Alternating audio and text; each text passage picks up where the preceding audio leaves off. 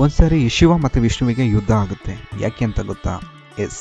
ಉಗ್ರ ನರಸಿಂಹನ ಅವತಾರದಲ್ಲಿ ವಿಷ್ಣು ಯಾವಾಗ ಹಿರಣ್ಯಕಶಿಪುವನ್ನು ಸಂಹರಿಸುತ್ತಾನೋ ಆ ನಂತರ ತನ್ನ ಭಕ್ತ ಪ್ರಹ್ಲಾದ ಪ್ರಾರ್ಥಿಸುತ್ತಾನೆ. ಆ ಪ್ರಾರ್ಥನೆಗೆ ಉಗ್ರ ನರಸಿಂಹ ಶಾಂತನಾಗದೆ ಮತ್ತಷ್ಟು ವ್ಯಾಘ್ರನಾಗಿ, ಆಗ ದೇವಾನುದೇವತೆಗಳಿಗೆ ಇದನ್ನು ಕಂಡು ಭಯವಾಗಿ ಶಿವನಲ್ಲಿ ಹೋಗಿ ಅಳಲನ್ನು ತೊಳ್ಕೊಳ್ತಾರೆ.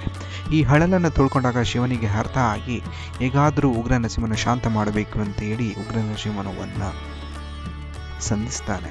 ಆ ಸಂಧಿಸಿದ್ದಂಥ ಸಮಯದಲ್ಲಿ ಉಗ್ರ ನರಸಿಂಹ ಯುದ್ಧವನ್ನು ಕಾಡುವ ಪರಿಸ್ಥಿತಿಯಲ್ಲಿದ್ದಾಗ ಶಿವ ಮತ್ತೊಂದು ಅವತಾರವನ್ನು ಎತ್ತಿ ಆ ವಿಷ್ಣುವಿನ ಒಡನೆ ಯುದ್ಧ ಮಾಡುವ ಪರಿಸ್ಥಿತಿ ಬರುತ್ತದೆ. ಈ ಯುದ್ಧದಲ್ಲಿ ಯಾವ ಮಟ್ಟಕ್ಕೆ ಹೋಗುತ್ತೆ ಅಂದರೆ, ಆ ಉಗ್ರ ನರಸಿಂಹನ ಅವತಾರದಲ್ಲಿರುವಂಥ ವಿಷ್ಣು ಶಾಂತನಾಗುವ ತನಕ ಶಿವ ಯುದ್ಧ ಮಾಡುತ್ತಾನೆ.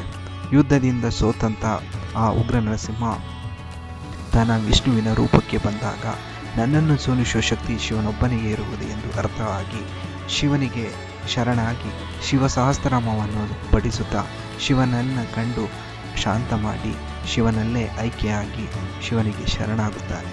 ಶಿವ ಮತ್ತು ವಿಷ್ಣು ಒಂದೇ ಎಂಬುದನ್ನು ಅರ್ಥ ಮಾಡಿಕೊಳ್ಳುತ್ತಾ ಸೇರಿಕೊಳ್ಳುತ್ತಾನೆ.